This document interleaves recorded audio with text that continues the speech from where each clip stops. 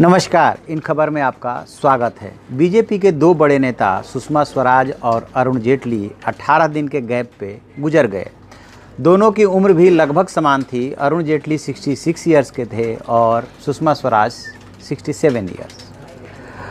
दोनों में क्या समानता हो सकती है? दोनों राजनीति के धुरंधर थे, दोनों एडवोकेट थे। कह सकते हैं कि एक पार्टी में होते हुए दोनों कहीं ना कहीं प्रतियोगिता भी आपस में होती है। जब एक एज ग्रुप के हों, एक ही प्रोफेशन में हों, वकील भी थे, राजनीतिक भी थे, लेकिन दोनों में एक जो बड़ी समानता देखने को मिली है उस पर हम बातचीत करेंगे। दोनों का लास्ट ट्वीट जो आया है वो 6 अगस्त को आया है। अरुण जेटली ने 6 अगस्त को जो लास्ट ट्वीट किया है वो संत तुलसीदास जी की जयंती पे उन्हें कोटि कोटि नमन करते हुए किया है। लेकिन इसके पहले का जो वो ट्वीट है वो सुषमा स्वराज के निधन पे उन्होंने किया, मतलब तुलसीदास जी के जयंती पे नमन के लिए किया। उसके पहले सुषमा स्वराज के निधन को लेकर के किया और फिर कांग्रेस को लेकर के भी किया। लेकिन जो दोनों में समानता मिल रही है, सुषमा स्वराज और अरुण जेटली दोनों ने 5 और 6 अगस्त को कश्मीर को लेकर के राज्यसभा में पहले और लोकसभा में बिल पारित हुआ। सुषमा स्वराज ने, मैं सुषमा स्वराज का वो आपको ट्वीट दिखाना चाहता हूँ। सुषमा स्वराज ने भी ये गृह मंत्री जी अमित शाह जी को उत्कृष्ट भाषण के लिए बहुत बहुत बधाई दी और फिर वो 370 को समाप्त करने के लिए जो है प्रधानमंत्री जी का अभिनंदन कर रही हैं। और फिर उन्होंने राज्यसभा के उन सभी सांसदों का बहुत अभिनंदन किया था जिन्होंने धारा 370 को समाप्त करने वाले संकल्प को पारित करवा कर डॉक्टर श्यामा प्रसाद मुखर्जी के बलिदान को सच्ची श्रद्धांजलि दी और उनके एक भारत के सपने को साकार किया। ठीक इसी तरीके से उसी 6 अगस्त को अरुण जेटली भी ट्वीट कर रहे हैं। इन्होंने इंग्लिश में ट्वीट किया, उन्होंने हिंदी में ट्वीट किया था कि किस तरह से जम्मू कश्मीर के मसले को प्रधानमंत्री नरेंद्र मोदी ने के नेतृत्व में हमेशा के लिए ख़त्म कर दिया गया और कितना साहसी कदम उन्होंने उठाया। कह रहे हैं कि the historic blunders of the social status had cost the country politically and financially today when history is being rewritten it proves that doctor Shyama Prasad Mukherjee vision on Kashmir was the correct one and Pandit ji dream solution has proved to be a failure. ये भी वही बात बोल रहे हैं। तो सुषमा स्वराज 6 अगस्त को ये ट्वीट की हैं। उसके बाद अचानक उन्हें कार्डियक अरेस्ट हुआ है।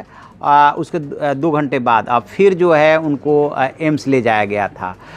अरुण जेटली ने 6 तारीख को लास्ट ट्वीट किया। इसके बाद इनकी तबीयत ख़राब होने लगी थी। 9 अगस्त को इनको जो है एम्स में भर्ती कराया गया और जब इनको एम्स में भर्ती कराया गया तब इनको जो लंग्स है उसमें ऑक्सीजन जाने में दिक्कत हो रही थी, फेफड़े में पानी भरने की बात आई थी और तब से लेकर के अब तक लगभग 18 दिनों तक इन्होंने ज़िंदगी और मौत से संघर्ष किया। कई बार वेंटिलेटर पर रखे गए, कई बार हटाया गया और अंततः उन्होंने इस दुनिया को अलविदा कह दिया।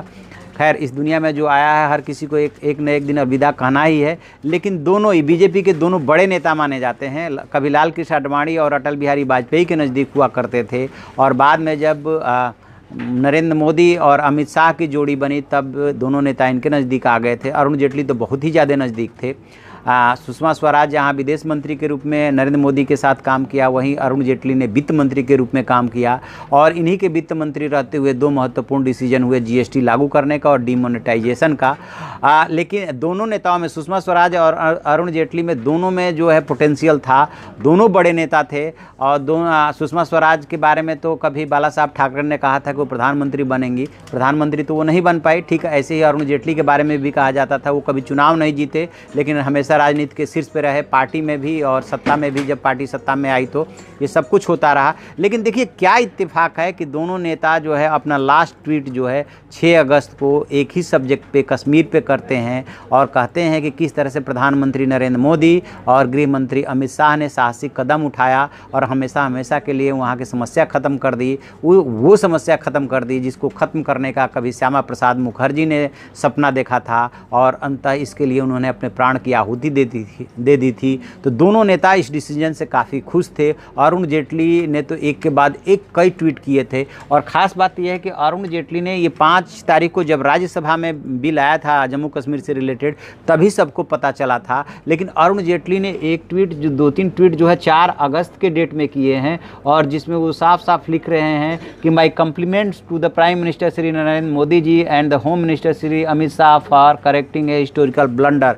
यानी कि उनको 4 अगस्त को ये बात पता चल गई थी, संडे था उस दिन, कि ऐसा ऐसा होने जा रहा है। तो उसको उन्होंने जो है संकेतों में बहुत कुछ उसी दिन कह दिया था। अरुण जेटली को पता चल गया था, चूँकि अरुण जेटली बीजेपी के वरिष्ठ नेता थे, उनसे सलाह मशविरा भी किया जाता था, जम्मू कश्मीर के जानकार भी थे, ब्लॉग भी लिखा था इस पर, उन्होंने बहुत पहले ब्लॉग लिखा था, उसको फिर उन्होंने बताया था कि आप हमारा इसके लिए ब्लॉग पढ़ सकते हैं। उन्होंने अपने ट्वीट के साथ उसका लिंक अटैच किया था।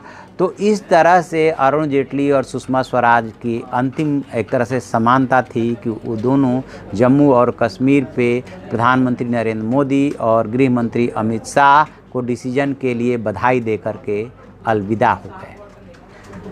तो आप ऐसी खबरों के लिए देखते रहिए हमारा डिजिटल चैनल इन खबर। उसे लाइक कीजिए, शेयर कीजिए और कमेंट बॉक्स में जाके कमेंट जरूर करें। Thank you. इन खबर चैनल को सब्सक्राइब करें और बेल आइकन दबाना ना भूलें।